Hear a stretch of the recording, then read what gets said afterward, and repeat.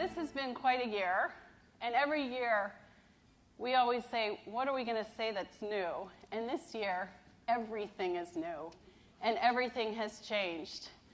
And so I love looking back at the themes. Last year, we talked about sharing and sharing more, and this idea of putting skin in the game and collaboration and collective impact. And this year, we said we have to take it to the next level. And it's all about actually shedding the redundancy and the waste, and said more politely, unite. And we actually picked the theme before the election, which was kind of interesting. And for us, together in this room, the people here, the corporations, the foundations, and the causes, for all of us, it's about solving the complex problems of the world. And the only way we're going to do this is to join together around a common purpose and unified actions, which means that sometimes we have to submerge our brands and emerge with what it is that we do best. And so as we were going through and preparing for this, we were sort of in this storm. And I think it's been a really tough year, and it's been kind of negative. And we liked this idea of the word unite because it was positive. And then we had this moment in time, and I always like to figure out a way to work in Saturday Night Live to my opening insights. But I don't know if you remember, but SNL gave us this gift of levity, and they shared this with us, and this is their version of unite.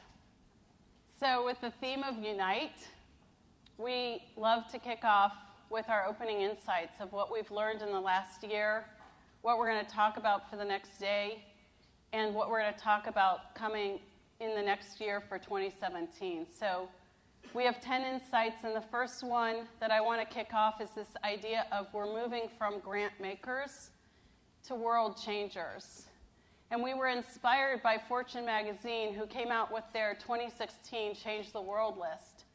And what was so interesting about their criteria, it wasn't about how much money companies hand out that ranks them for what they do for society.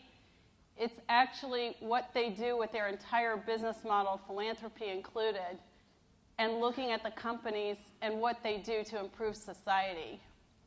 And this idea of corporate funder handing out money to a nonprofit implementer that's supposedly by themselves going to scale up and solve the world's problems, that's old school. And while money and grants are still part of the mix, and hopefully they will never go away, we're really moving to people coming together as systems changers and co-investors. And Walmart was recognized in the Fortune magazine as one of the ultimate systems changers. And if you look at where they've evolved with their business model, they're acting on their vision that business should exist to serve society. So if you peel back and look at their investments, they're investing in opportunity, and they've made a lot of changes in their investment in workforce, not only their own employees, but the supply chain that they rely upon. They also are investing in sustainability, and if you think about the world's largest retailer and the imprint that they make, what they can do to change the imprint and really lower the impact on our society in terms of the environment, it's huge. And then there's investments in the communities, locally, nationally, and globally. And if you look at partnerships like with Feeding America, where together they are really leading the fight for ending hunger. And then American Red Cross working with communities all across the country to prepare America and to be prepared for disaster response, not just with their money, but with their logistics and brain trusts. It's pretty amazing, and it all ladders up to their mission and resulting in saving more money and living better for customers, for business, and for society. If some of you remember the article, they had GSK on the front of the cover, and GlaxoSmithKline was rated number 1. And I was really moved by this article and the explanation of why GSK. And their mission is to do more, feel better, and live better. And they're taking it really seriously. If you look at their vision of serving the world with life-saving medicines and products, they said we have to go beyond the 600 million people in the Western world we're serving, and what about the 6 billion people that are living in developing countries and have no access? So if you look at their business model, they're investing in 4 areas. One is extensive R&D, and they're taking their life-saving breakthrough medicines and going further on what are the kinds of medicines that are needed and products for the developing world. They literally have broke tradition and said, if we're going to get to more lives and save more lives, we have to reduce our pricing. And they have nonprofit pricing, essentially, to developing countries so they can get it, access more. And they've been recognized as the most transparent company in the world because they said, if we're going to do better, we have to take our proprietary data from our labs and share it openly with our competitors, whether it's good data or bad data, so everybody can benefit and we can advance together.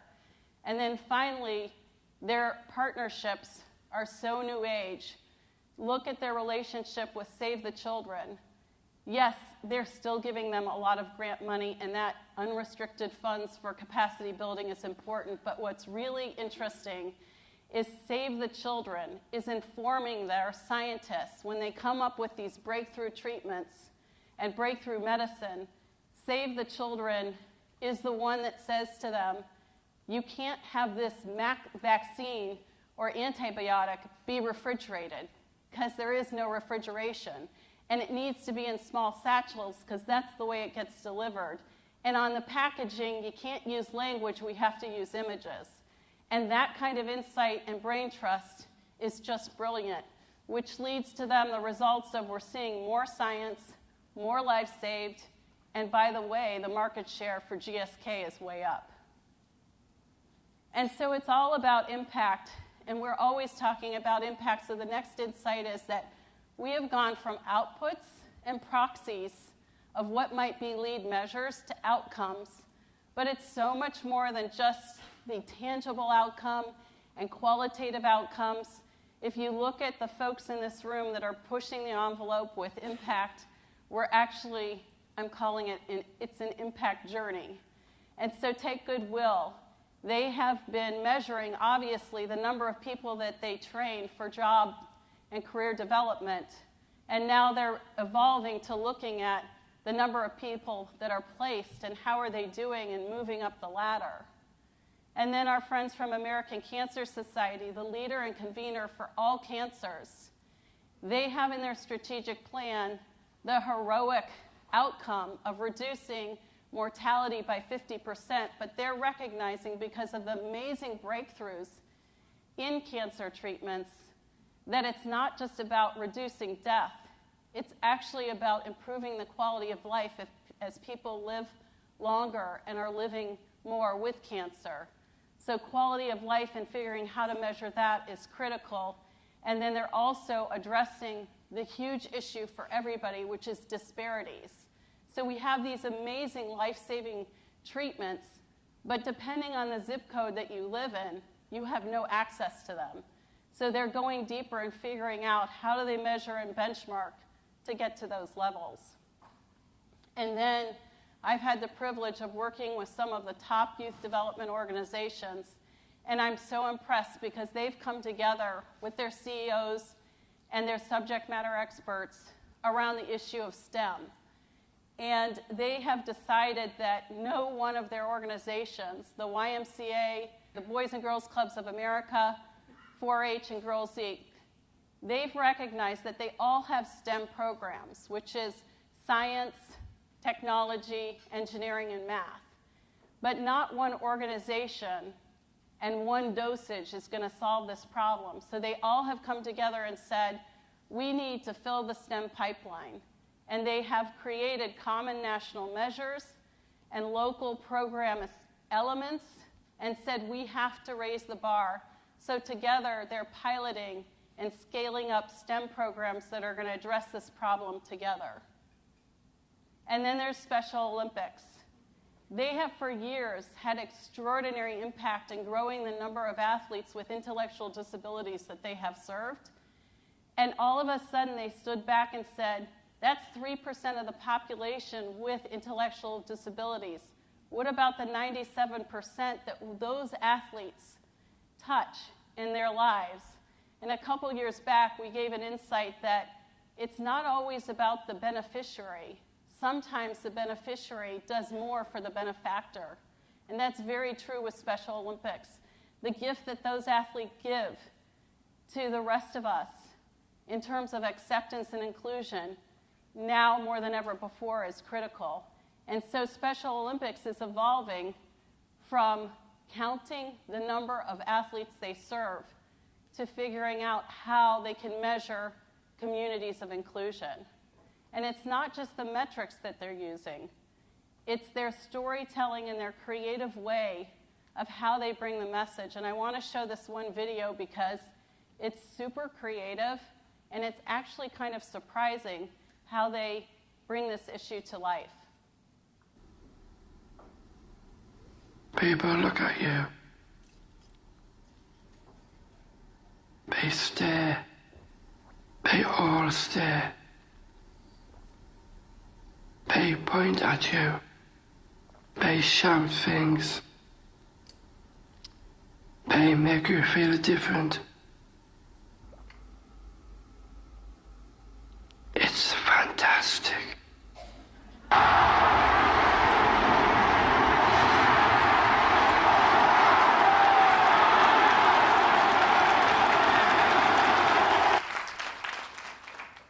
You know what I love is how they show what's so right about the world.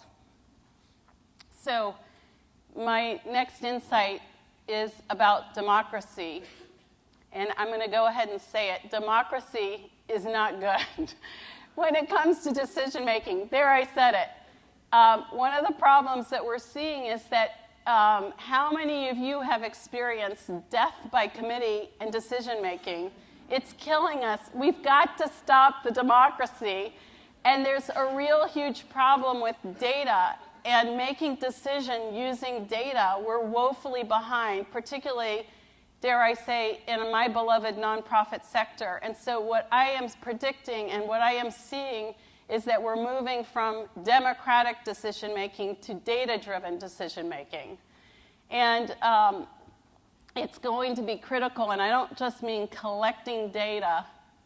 It's about the data and how you analyze it.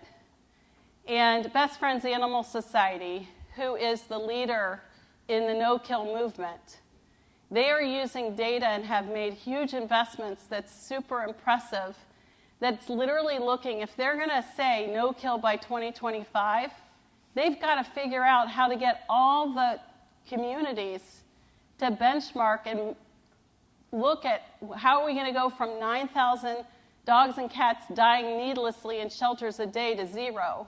And so putting that data together is huge and an important investment. And they're also taking it to their marketing and their communications and saying, if we're going to build the public will to know that you should adopt instead of ever buying an animal from a puppy mill, that they need to know who is that right audience, what is the right message, and what's the right action for them to take. And so that leads us to the next insight, which is they have a bold goal. But the truth about these bold, hairy, audacious goals, unless you have small wins, you're never going to get there. And I see too many organizations that sort of announce these bold goals but don't have the capacity. And anybody that's been inside any kind of transformational growth knows that it's small wins that you scale up and you share and reapply. So with Best Friends, they have hundreds of communities that have gone to no-kill, but there's 34,000 communities. So they're taking the proof of concept from those communities and they're building their regional center concepts and using those small wins to scale up to a no-kill nation by 2025. And cause marketing has been a critical issue for all of us to build public will. And cause marketing has been a greatest gift for all of us. And this next insight is devoted to the idea that cause marketers are changing and evolving to change agents.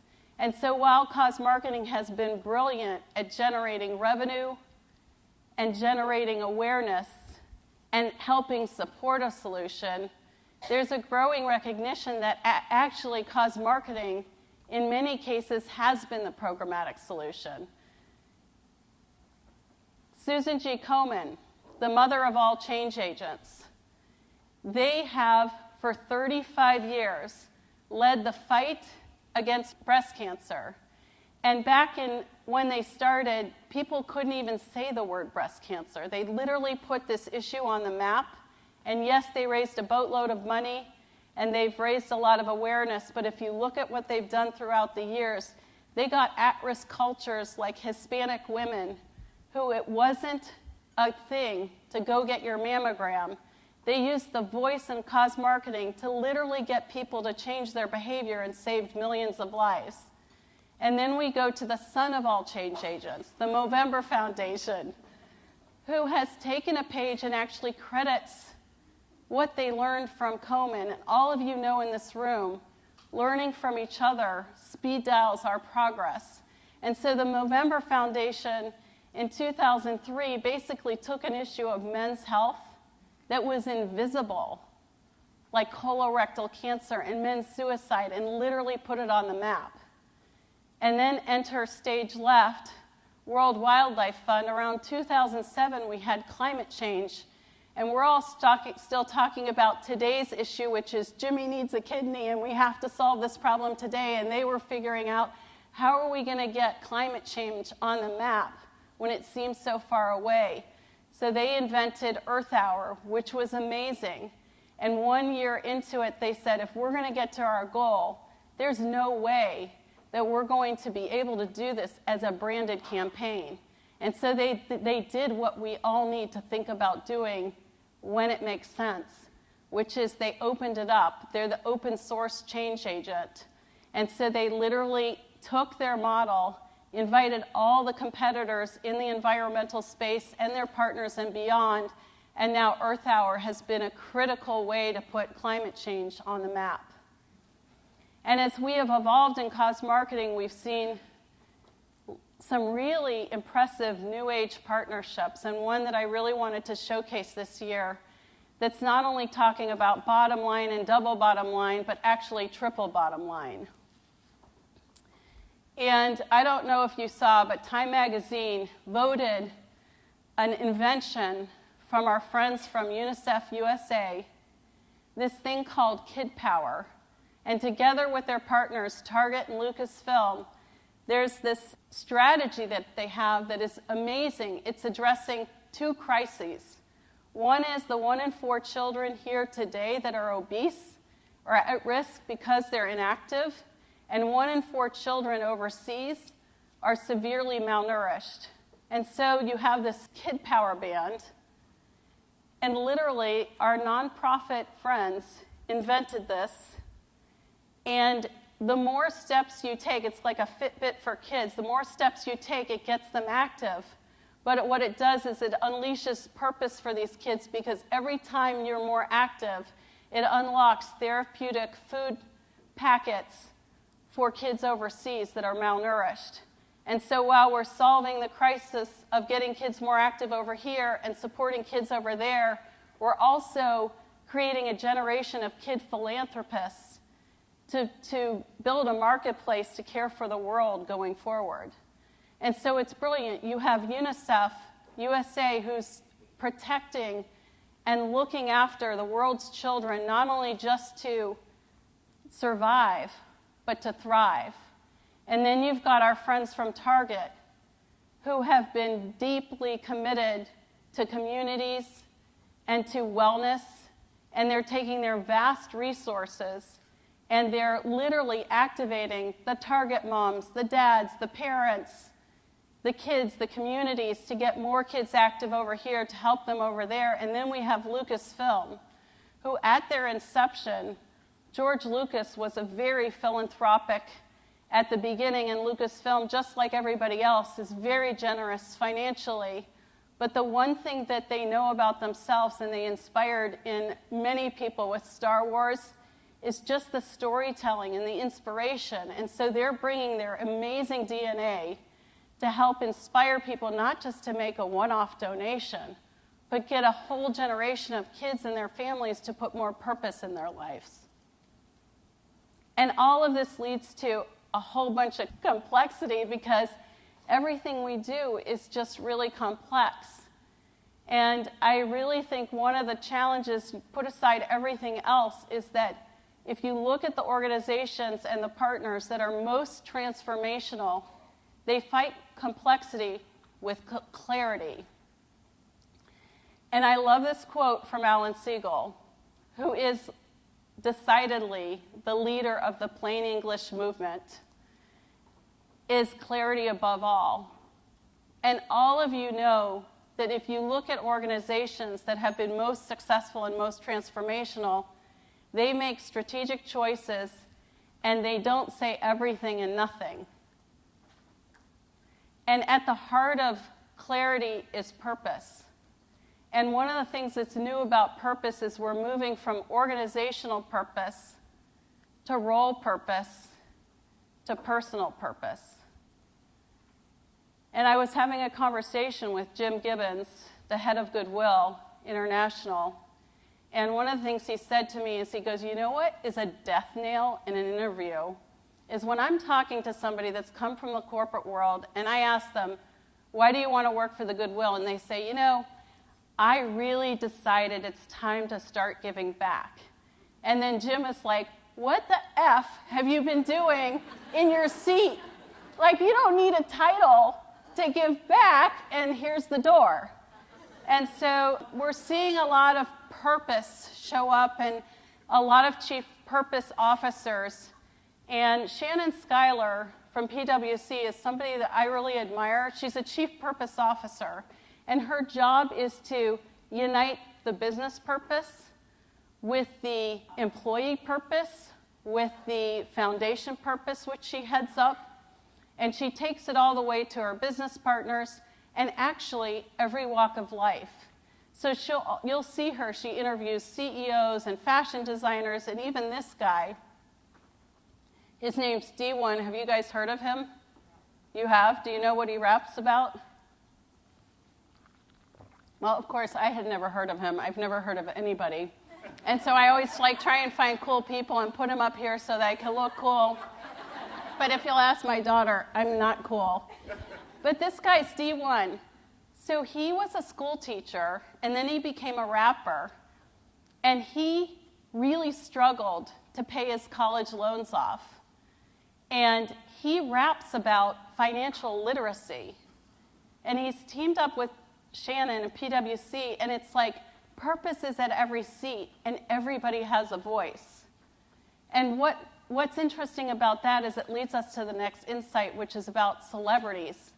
Celebrities are great, and they've done a great job for us. But guess what? The voice of everyday heroes can be as powerful, if not more.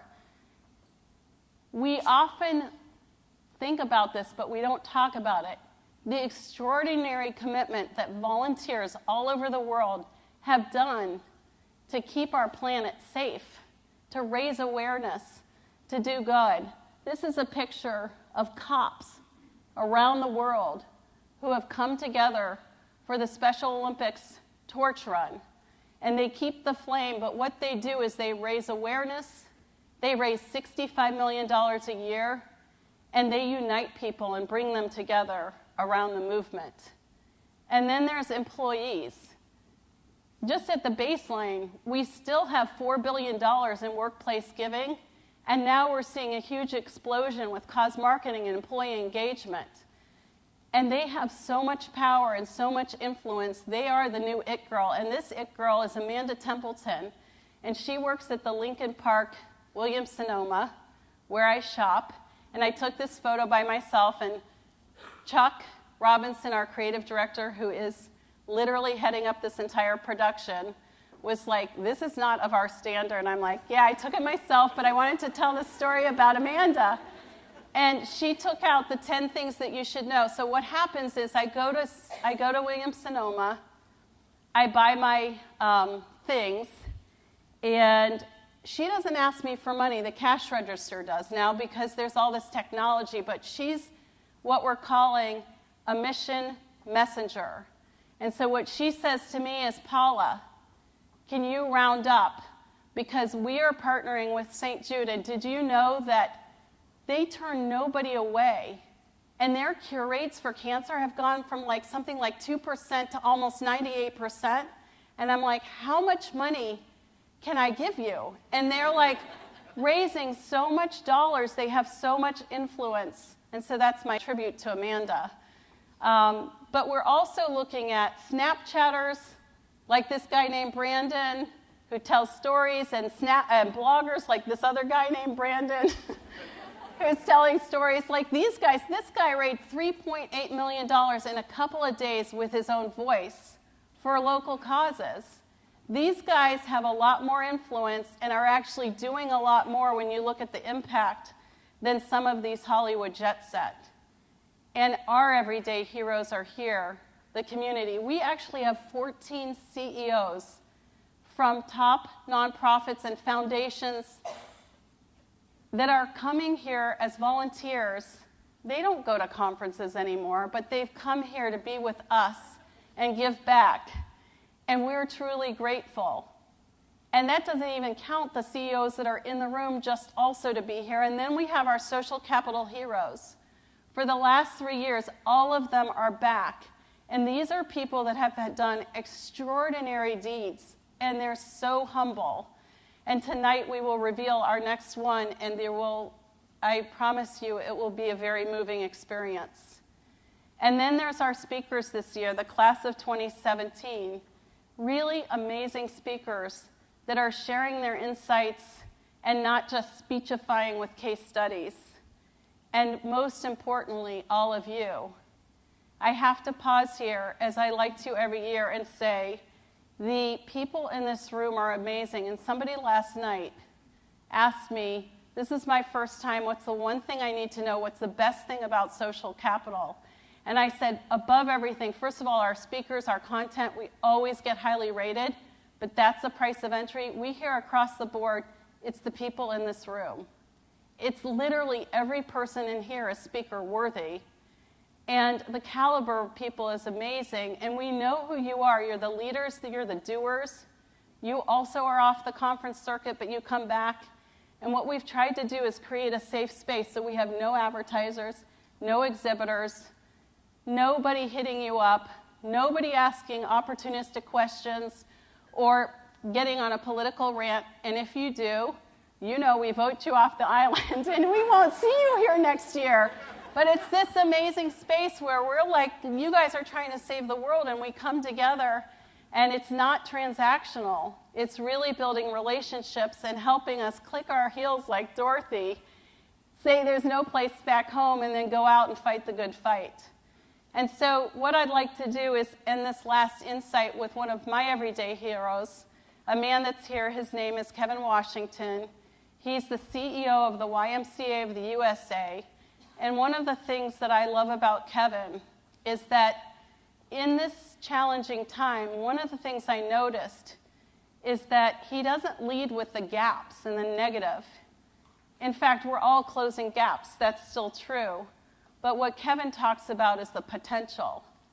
And we're seeing more and more people talk about unleashing the potential and looking at the good and coming together.